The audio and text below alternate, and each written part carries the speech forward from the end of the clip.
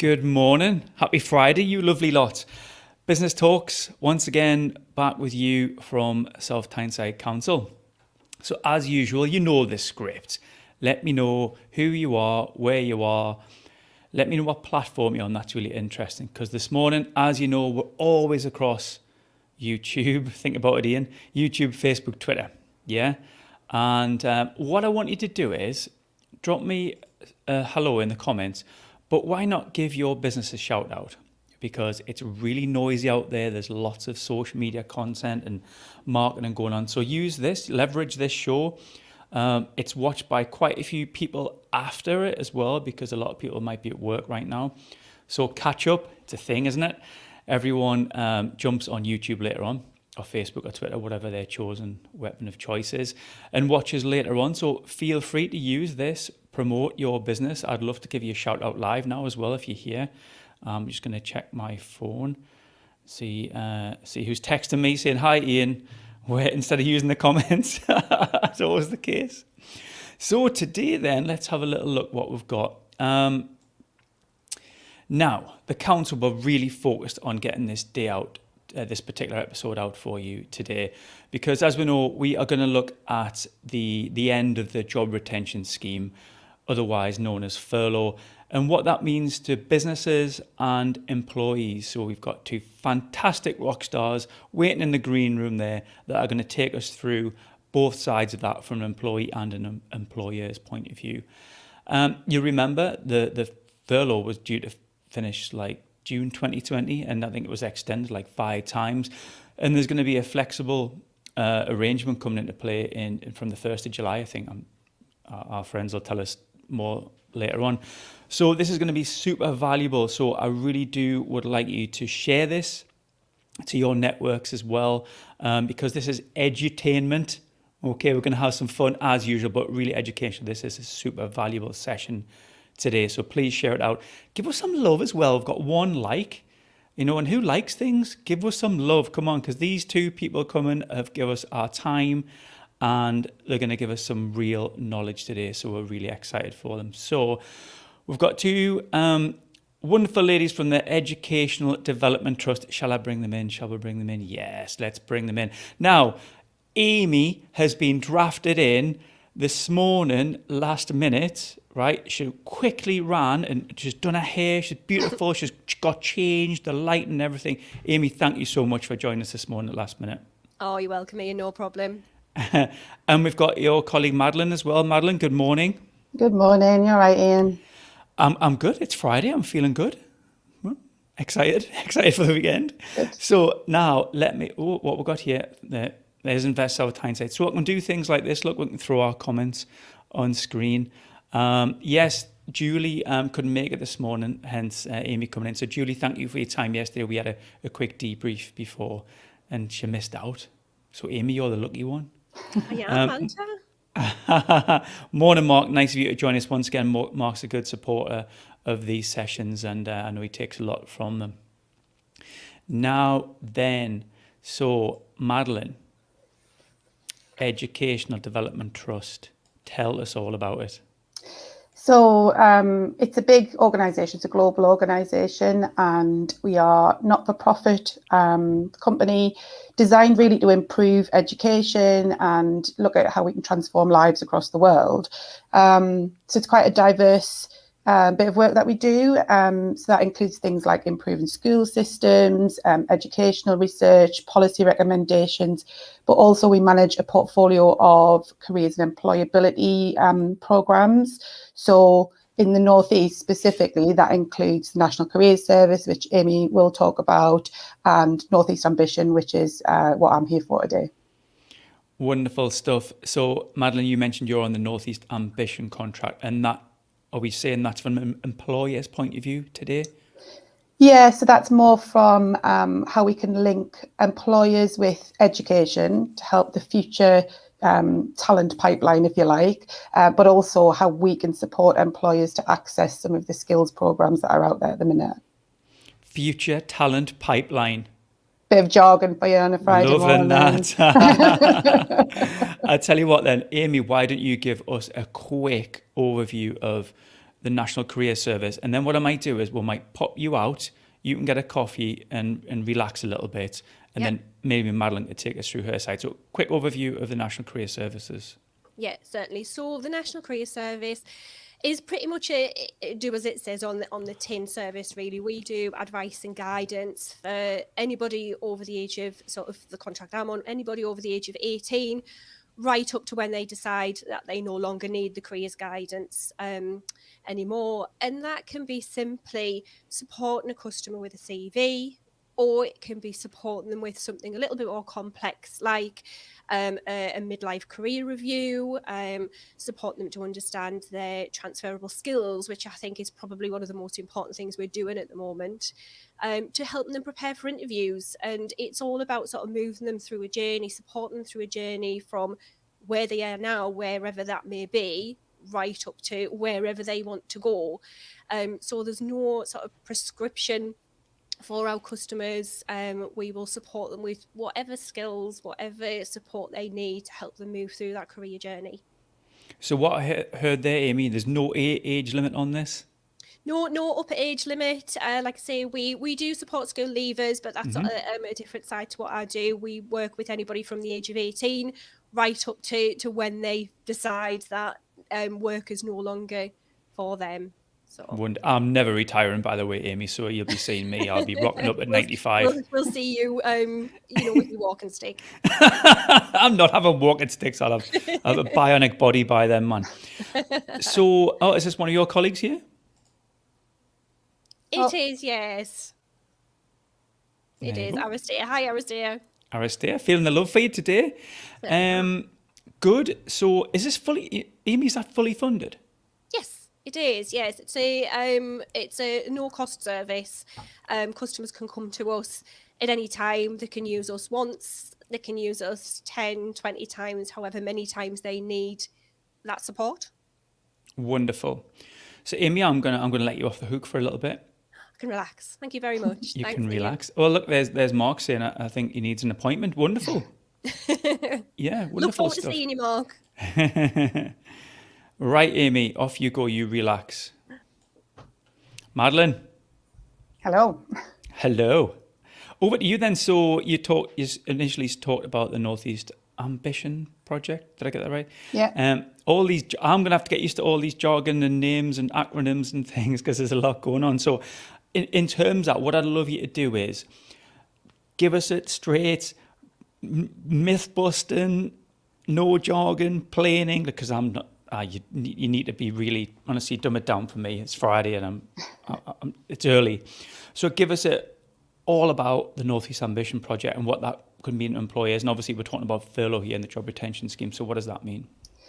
So the Northeast Ambition Project is, it's in partnership with the Northeast LEP, who I'm sure a lot of people will have heard of, and they originally ran a pilot scheme, which was more around linking employers with the education system. So helping young people to understand what the world of work really looks like. So rather than just that curriculum subject, what does it look like for young people coming out to employers, and how do we help them to make those career choices at a younger age and all the way through? And then we have got funding to work in partnership with the Northeast LEP through the ESF, and that is until September 2023, which feels a long time away, but I feel like it might disappear quickly. And that expansion of the project is where Education Development Trust have come in to support small to medium-sized enterprises in how they can best look at their own skills in the business. So by doing things like a learning and skills needs analysis with them, looking at any skills gaps they've got in the business, particularly as a result of the pandemic. You know, people have been on furlough, they might come back and need some extra support with getting themselves upskilled in digital skills, for example.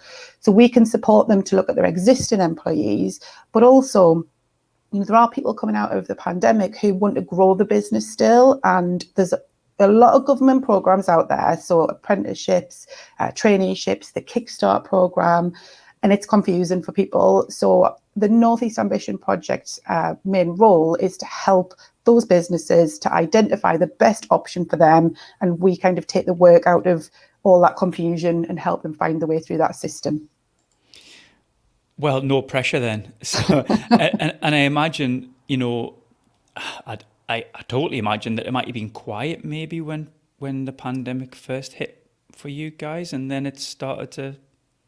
How did that look? Yeah, well, so we started in January, so it's still fairly new, and January of 21. yeah, of Okay. 21, yeah. So that was when the expansion really started to work with that support for employers. And we weren't planning on working virtually. Our plan was to physically be going out and meeting employers and going to networking events and hosting sessions. And so for the team, actually, we've had to change the way that we approach employers as much as the employers who are out there working on the ground. So for me, it's taken a bit of a different strategy to try and get the word out there around businesses. It's a fully funded program, but a lot of employers are just worried about, what's happening with furlough, just keeping the business going at the minute. So we totally understand that, but it has looked a little bit different than what we maybe planned originally. But hopefully going forward, we will be able to do more of the physical appointments and sessions as well. I've got some stats here that our Lindsay from the Business Invest team gave us, and I'm going to talk through some of them.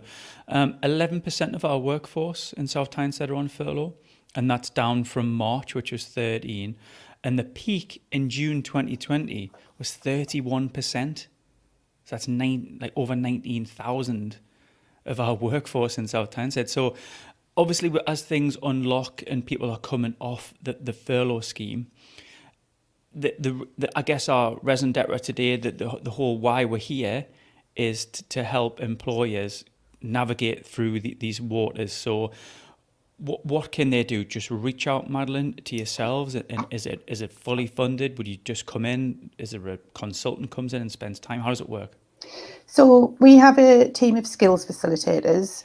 That's a jargony title, isn't it? But their job is to work with that business really closely, build an understanding of the business, conduct a bit of an analysis of where they're at the moment and what the plans are for the future, and then specifically look at what skills options might be the best for them. So a lot of businesses and especially small businesses don't really know that they can put their current employees onto an apprenticeship, for example, and tap into that kind of funding stream. And we know that helps to retain staff for the future as well. That embedded CPD option for people makes them feel like they want to be loyal to the organisation. And so it could be that we look at that kind of thing for them, but also, Amy touched on earlier, we might work on the Northeast Ambition programme, we might work on the organisational level. So we do a skills analysis, we look at what the business, the overarching themes are for that business for the next few years. In terms of individuals, if there's people in that business who would like a career review or would like to have those conversations about what does their future look like in that business, what training do they need, then that might be where National Career Service could come in as well. So there is a lot of cross work and that goes on here.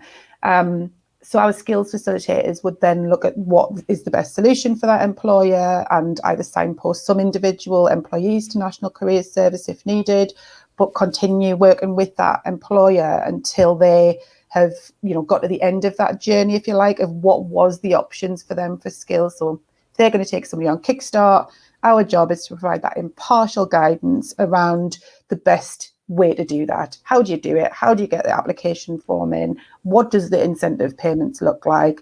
And almost do an end-to-end process with that business.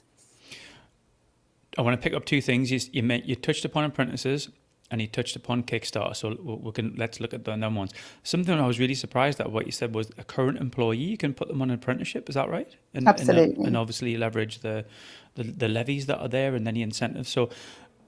So I'm a 40-year-old guy, I'm on X amount of money, I've been here for 10 years, I suddenly go on an apprenticeship, but my wages don't change and my job title doesn't change, but I get to do some extra qualification and the business leverages the incentives? Absolutely. So there's different, rules and regulations depending on the business, and that will be something our skills facilitators would have the conversation about, because it depends on whether they're a levy payer or not. Generally, the businesses we're working with are quite small, so it's about looking at what is the best pot of money for them. So there's sometimes some contribution towards an apprenticeship, but often it's highly funded through the government, so it's not huge amounts of money. And somebody can do a degree level apprenticeship now, and doesn't have to be on a minimum wage. It could be that they stay on their salary, they get qualifications, and it helps that business grow for the future and plan, because if you can tie in an apprenticeship that's going to support the business as well as the employee, then that makes business sense. I'm stunned. I did not know that was a thing. And I'm also stunned that when I said I was 40, you laughed. But, it was surprise. It was surprise. Let's look at the Kickstarter thing then, because I think that's relatively new and people might not know it. And this is all about education today. So tell us a little bit about that, what that scheme is all about. So that's designed, government scheme that's designed for young people to help give them some real work experience. It's really hard for young people out there at the minute to get any work experience. So the government have put a programme together where the employer can get a fully funded placement for 25 hours a week on national minimum wage. They can employ them for longer than that if they want and pay the extra. But in terms of how much is funded for that young person's placement, it's 25 hours a week. There is some incentives there as well, depending on the process that the employer goes through, and if they go directly to DWP to apply for that, or whether they use what's called a gateway provider. There is elements where the provider will support that young person with employability training. So there's a little bit of that incentive money that might be pulled towards that support. But the key around Kickstart is that it's not just, and it's for 6 months, the placement, but it's not just about getting somebody in to make the teas and coffees. It's, a genuine, valuable work placement, but that's going to support the business, but that also has some elements of training for that young person around, employability skills, CVs, interviews, so that hopefully it helps them take that next step. But they could actually as well do a Kickstart placement and then go on to an apprenticeship. So if that employer thinks that young person actually is really good, we want to keep them in the business, then there's progression onto the next steps as well for them if that's what they would like to do. Have you got any stories you can tell us, Madeleine? I don't know if it's a confidentiality thing. I'll put you on the spot here, but anything around, people coming from, maybe long-term unemployment into Kickstarters, anything you could share? Any case studies? We're still in our infancy, really, and what's been a bit of a challenge is the timescales are a little bit difficult. We know that these programs, we want it to happen immediately, but we're just starting to get those young people. So we started in sort of January, so it was probably February, March when we started engaging with employers, and we've just started getting those Kickstart placements filled. So we're working with the DWP to look at how you match that young person to that role, who's best for that position. So yeah, we're starting to just get those through the door now, but hopefully if I can come back in a couple of months, we'll give you some of those case studies as well. I'd love that. That would be brilliant. Let's look at that job retention scheme then, and I touched upon it at the top of the conversation there, where I said it'd been extended many times by the Chancellor. And how's that been? What's the thoughts? What have employers? What hurdles have they been through? How is the general feel? Are they a bit confused? What's the temperature of the landscape right now?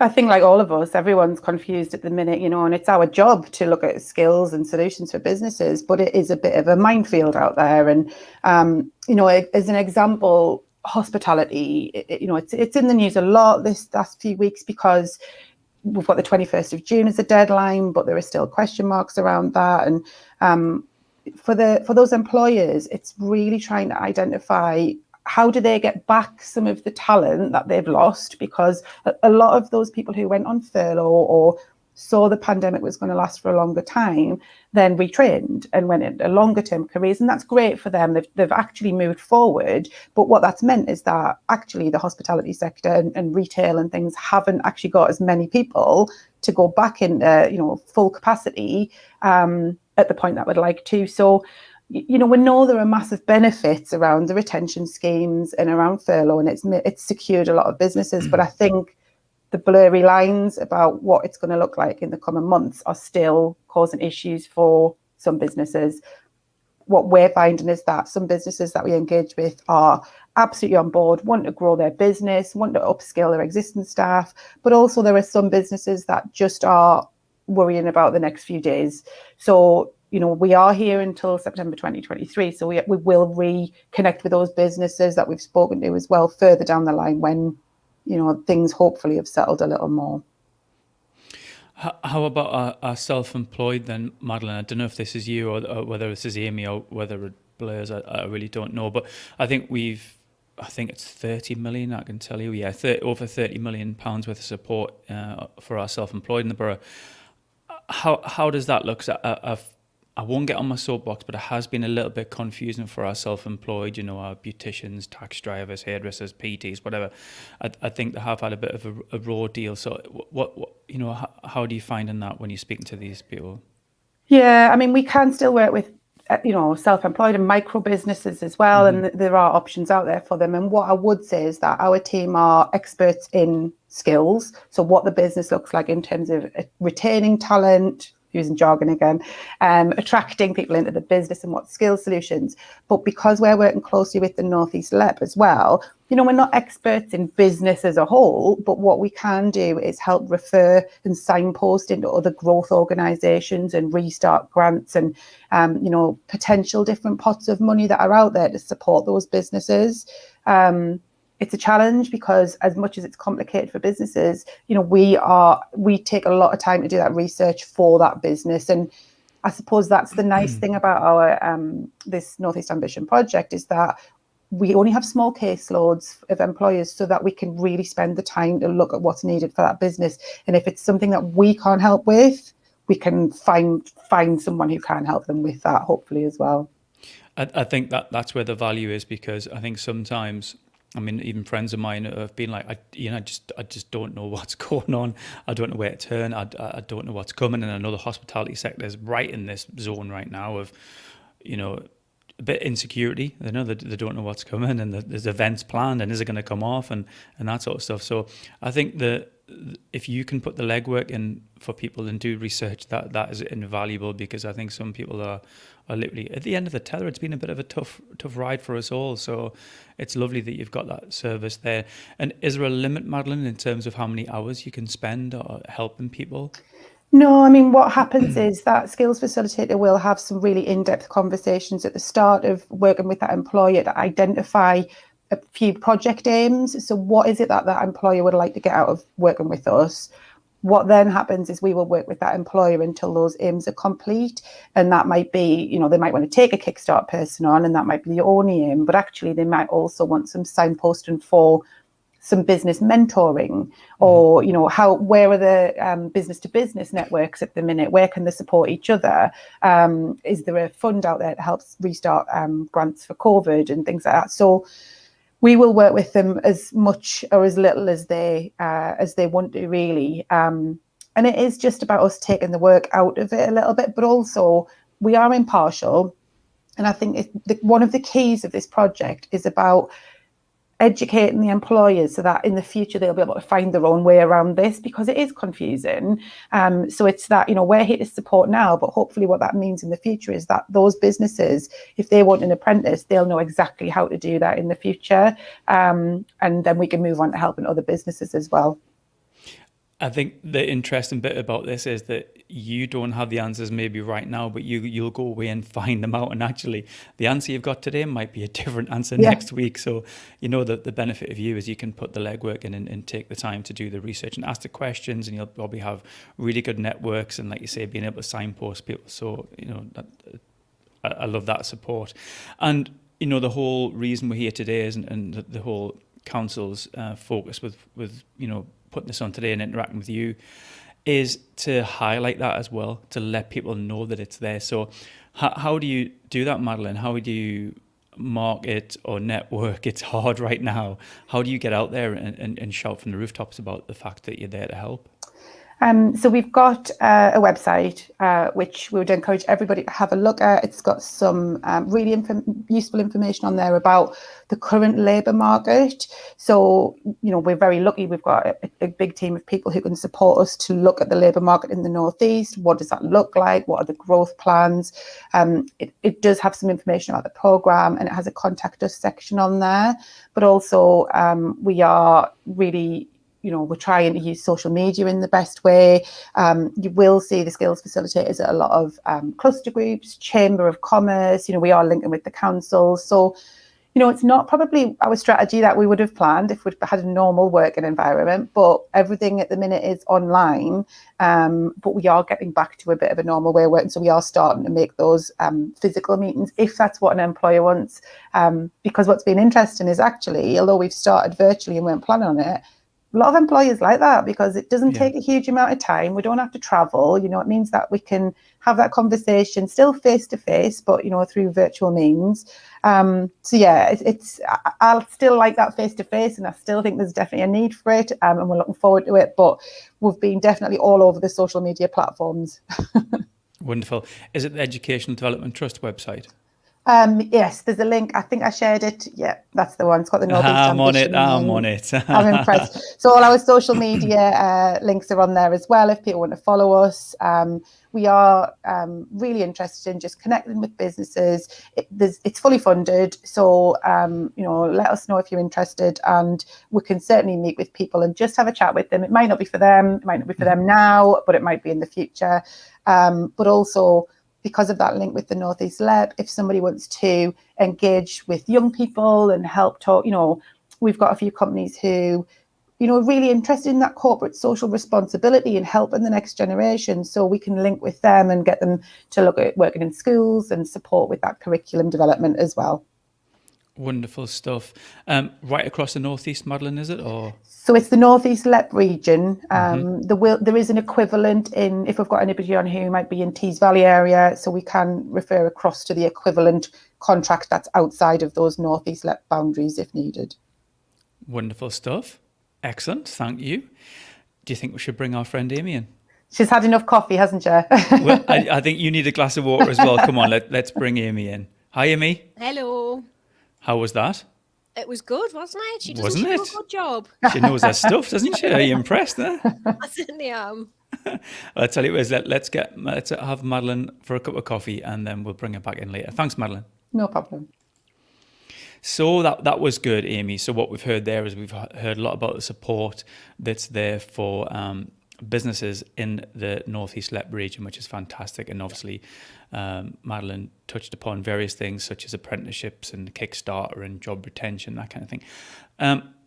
Your side is National Career Service. Yep. Tell us all about it. Yeah. So, like I said before, the National Career Service is an advice and guidance service. So for anybody at any stage in their career, they may be in work, they may be unemployed currently, they may be on furlough and considering their options.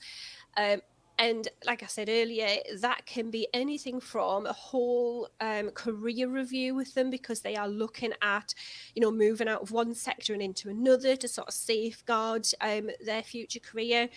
Or it could be they've got an interview coming up and they want some guidance around that. Or can we review their CV to make sure that what the jobs they're applying for are relevant to their skills? And the customers can come to us once, twice, 10 times, 20 times if that's what they need. We support the customer to make their own decisions. We never profess to make the decisions for them, or we never profess to say we are going to give you this guidance and this is what you've got to follow. It's all about giving the customers that confidence to take ownership and have the confidence in moving forward in their own career goals. That's great. To do that, you must have lots of experts, then, Amy, in the project then to sort of look at how CVs are structured or how interview techniques and that sort of stuff. So have you got a pool of experts there? We all I wouldn't say profess to be experts. We all have a lot of knowledge around your CVs, your interview skills, but we draw on other members of the team because we all come from different walks of life. For example, I was an employment advisor before this, and then before that I worked in a call centre, and I've also sort of done a little bit of hairdressing many, many years ago. But we've got, we've had police officers, teachers, we've got a lot of sort of people from different walks of life that we can draw on their expertise. So we do use the wider team for a lot of guidance as well. So if we don't know the answers, that we will say, we'll use somebody else within the team, a quick email, and then we'll be able to get that guidance. You're an expert, Amy. Come on, own it. Well, I'll take that. Even the callers. I asked Madeleine earlier on about case studies and stories because we all learn from stories, and I love to wrap a story up because it just helps it sit in my brain. But I think the project had just recently been in its infancy, like January 21. What about you, Amy? Have you got anything you could share about stories that you could? I don't know if there's any confidentiality issues, but it just helps shape maybe some of the support you can give. Yeah, Customers? certainly. One instantly springs to mind, and I use this example with a session that I did with a job centre just the other day. I had a customer came to me who was absolutely adamant she had no skills whatsoever. She'd been unemployed for a little while, through a bereavement in the family. She'd done a little bit of voluntary work, but not a great deal. And she was so low on confidence. I've got no skills. We're never, ever going to be able to do this CV. I've just got nothing to go on it. We did something called what is commonly known to us as a careers guidance session, but some will know it as a skills health check. And that's just asking a series of questions. And she didn't even realise what I was doing was this careers guidance session. I was just having a chat to her, talking about what she'd done in the past. And she sort of left that session so much more confident. We had a further session where we created a CV, and she was so shocked and surprised that we've been able to build this document with so much on it. She was offered interviews. We worked on interview preparation with that, and I got a text message yesterday to say she had been offered a position as a support worker, which is what her dream was sort of since having the bereavement in the family and sort of gaining that guidance herself.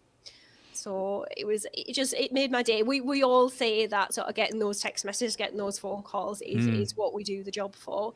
But she was just so happy with the fact that she'd sort of gained that guidance and then moved through those steps herself.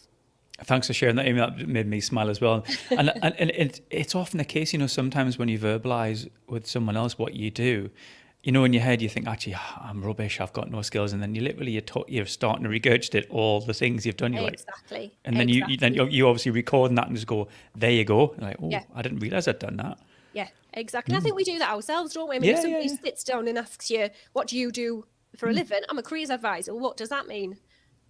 I've got to start thinking about it. And for somebody who's never had to think about that, particularly for somebody who's maybe on furlough now, who's been employed for quite a while, if they've never really had to think about that because they've just been comfortable in that job, it then becomes quite a scary concept to start considering. So what do those skills mean? And, I know I've got these skills, or I don't know I've got these skills. What can I now do with them? So someone sitting on job retention scheme, they might have been on for a number of months. They might be having a feeling of insecurity, like, will I be going back to my position in July or whenever? But they could reach out to you and you could just say, look, there might be, July might come and everything might go back to where it was, or let's have a chat and maybe we could just throw something around and see, yeah? Yeah, certainly. And I would say to anybody who's on furlough, prepare, start thinking about what are our what ifs, and what does that look like for you. So the ideal scenario would be, furlough ends, you return back to your role and everything's absolutely fine. But have a contingency plan, come and speak to a careers advisor and find out what your options are, find out where your transferable skills lie and, how they could move forward. But also for those people who maybe are now thinking about what their career might look like in sort of 5-6 months time, or, even further than that, thinking about, I've been in this career for quite some time. Quite a lot of people are now reconsidering, on furlough, right, okay, shall I now use this time to retrain, to find out what my skills are, to update my CV? So it's really interesting because if you are on the furlough scheme, you're going to have a little bit of time on your hands, and why not utilise that time and maybe even just put a CV together. It's remarkable. Sometimes I speak to people and say, like, just send us a CV or a pen portrait or a bio or anything, and they don't have these things in the locker. And it's, well, why? And they've never really needed it. But as you say, let's do it whilst you don't need it, in case when you do need it, it's just there. Yeah, exactly. A good old army saying, I get it from my husband all the time. Fail and prepare is preparing to fail, and and I suppose we can look at that sort of quite objectively, can't we? And think, prepare now. I think a lot of people, celebrated the furlough scheme when it first came around. It was going to be all this free time. They were going to have this time off, but I'm still going to get paid something. It was amazing. But then all of a sudden, we sort of now starting to think about that furlough scheme coming to an end, and people are thinking, right, okay, what if, that doesn't happen? There could be two roads we could go down. So certainly come and speak to a careers advisor. If you gain the guidance, we do the appointment and it's not needed, that is absolutely fantastic. We would rather that happened, but if you needed it, you've had that and you're starting to prepare and starting to look forward. Well, there's a wonderful call to action then, prepare now. Yeah. And I think your husband's a fan of Yoda. Did Yoda not say that? I don't know. He was a squaddy, so that's where it's come from. I get these names all the time sent forward. So yeah, that's where he got it from. But good. Well, he's a man after my own heart because I think preparation is the key right now if we've got some time. And we've had a comment there from Leanne, and it's a really, really good question. Is there any funding for training courses out there? Yeah, depending on what the customers want to do, we can source free funding, free courses for them. So if a customer's just wanting to work on some skills now, there are quite a few online distance learning courses. But for anybody who is maybe, heavens, thinking about it, but facing redundancy, we can support that customer to make applications to something called the Rapid Response Fund, which is a fund from the Job Centre that will help them to upskill to move back into work quicker. So there are lots of options. Usually we can support, like I say, for your level 2 and now also level 3 qualifications. If a customer hasn't got a level 3 qualification, government have just sort of brought out that they can apply, that there are courses available for level 2 and level 3. And then, like I say, further looking, further to the future, if redundancy does happen, we can support with that funding request from the Job Centre.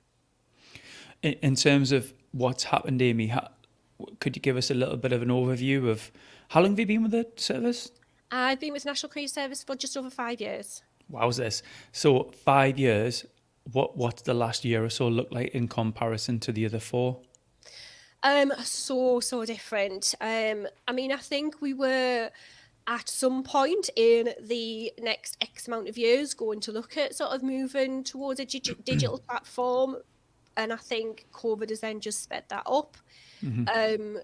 Just the same as everybody else, bit of a culture shock for us, sort of setting up desks in our living rooms, in our kitchens, wherever it may be. And customers then obviously had that shock of, they would usually have been coming to see us in a job centre or a training provider face-to-face, and that was no longer an option. So just as the customers have had that culture shock, everything's changed for them and they've had to adapt to that very quickly, we've had to do the same. But we have found that some customers have taken to that, very, very quickly. Some have needed a little bit more guidance. But I think it has opened up opportunities such as these distance learning courses that's available. Such as customers, a lot more customers can now reach us because, they don't have to leave home. They can do it on telephone, they can do it on Zoom, we can do it on Teams. So we have opened that platform up a little bit more for those customers who maybe wouldn't have felt as comfortable coming into a job centre to speak to us. Specifically, those customers who aren't claiming a job centre benefit. It's quite an alien environment for them to go into. We can now bypass that. So it has opened up so many more opportunities for our customers and for us as well. So we've learned so much from this situation. Where is there a physical location, Amy, to go into? Like what?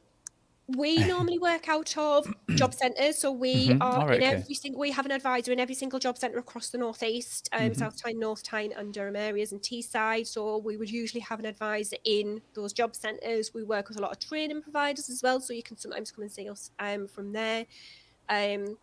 So that tends to be where we would be. But like I say, we're now sitting in corners of living rooms and, you know, bedrooms and things like that. With beautiful halos above your head. Yes, exactly. Like I said, if I sit just right, it looks like I'm an angel, doesn't it? What about the what about anyone's thoughts about confidentiality, Amy? So they might be in a current role now, they may be on furlough, and they just want to kind of look at what's out there. Is everything purely confidential? Employers wouldn't find out they've had a chat with yourselves? Of course not. Like I say, we have dealt with employees before where we've gone into businesses and had these conversations. But if an individual prefers to come to us, then certainly not. Everything would be confidential, same as it would be, you know, if a customer was coming to us from the job centre. If they specifically ask us to keep those conversations confidential, then no, it would just be that one-to-one appointment, and you know, nobody else need know other than us and the customer. Wonderful stuff. Thank you so much for that. Shall I bring our Madeleine back in? Yes, let's bring her back. Hi. Hello, you're right. How was that? Did you do well? Absolutely fantastic. Excellent stuff, huh? I'm an ex-careers advisor. I worked on National Careers Service as well, and it is a fantastic contract, you know, and it's underutilized. I think, you know, people don't necessarily know it's around, and especially those who are maybe working at the minute, you know, should be thinking about the future. You know, as a careers advisor, we're not great at doing it ourselves, but I think we're good at advising others. Yeah. I think a lot of people think we're just for younger people, don't we? Do you work in schools? No, we're for everybody. You know, anybody of any age can come to us. You know, I've had customers come to me, you know, way past retirement age, because it's just not retirement, it's just not for them, but they want to look at their options. You know, we get people coming to us who are just, you know, coming into the labour market and, you know, wanting the guidance because it's just a bit of a minefield. So yeah, we do. We work with everybody.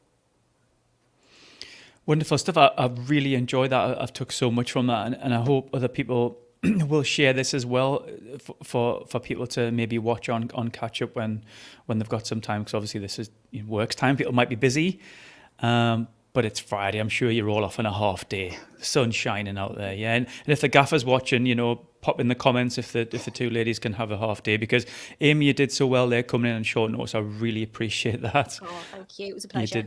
You did so well. Thank you. Kind of dropped you in there, but you are brilliant. Is there anything else you might want to leave us with? Anything I haven't asked you, or anything you want to drop in? I think it's, you know, just get in touch. I suppose from an education development trust perspective, we've got a number of contracts that can help either employers or individuals, whether they're employed or unemployed. So, you know, if you got in touch with either of myself or Amy or our projects, then we'd be able to help signpost you to the right contact, really. Can we connect with you on LinkedIn? Absolutely, yeah. Because you know it's out there now. You're going to get inundated with invites and requests. Yeah. Good. I'm so pleased we've had you on today, and I know the council were really thankful that you've came today and done this. So I'm going to let you off the hook. I'm going to get you go and get some fresh air. Thank you so much. It's been lovely to meet you. Thank you so much, Amy and Madeleine. Oh, yeah, thank you. Thank you, Ian. Thanks, Ian. You. Have a good day. And you. Bye-bye. Bye. Brilliant stuff. There you go. I hope you enjoyed that. I certainly did. I learned a few things there, especially about the apprentices as well. You know, a current employee can go into an apprenticeship and leverage all those wonderful incentives and start looking at qualifications as well. What have we got here? There's our Invest team thanking Amy and Madeleine. Yeah, you know, brilliant. And again, thanks to Amy for stepping in as Julie couldn't make it this morning. Let us know how you found this. Let us know if you want any other information, if any way that the Business Invest team here in South Tyneside can help you. Drop us a line on obviously the social channels. You know, give us some feedback. Let us know if you found it great. Please do share this as well and get the message out there. It's just literally a click of a button, and no one's give us some love either. There's a few likes but no love. So you know, come on, show us the love. I'm not 100% sure who we've got next time, but maybe that's up to you. Maybe you could let us know who you want to speak to, or maybe someone from a particular sector. Maybe a startup, maybe a more established company, hospitality, manufacturing, whatever it is, it's yours. It's up to you. And there's some love coming in. Thank you so much. Right then, so I'm going to let you all go. Have a lovely weekend. Thank you so much for joining us once again, and we'll see you very